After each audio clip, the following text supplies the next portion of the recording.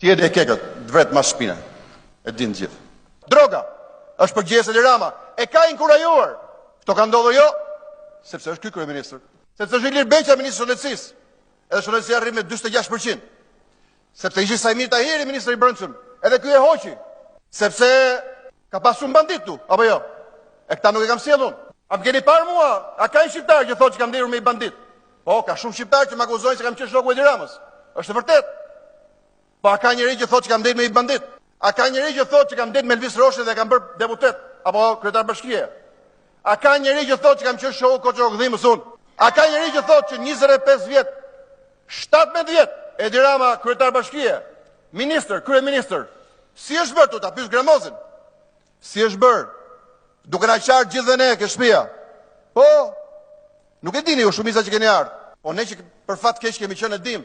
Duke qartë, unë nuk jam njëri banal. Unë flas për politika, nuk flas për gjëra personale. E sigurisht s'kam për të thënë.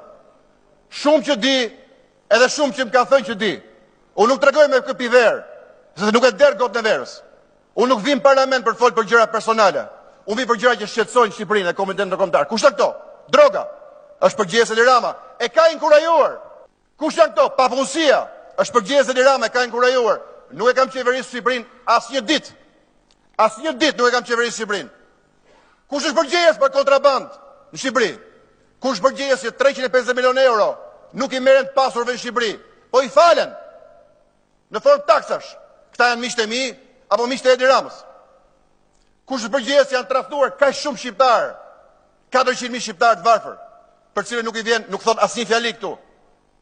Ja, unë apo është Edi Rama? Ky është banalizimi i këtij parlamenti.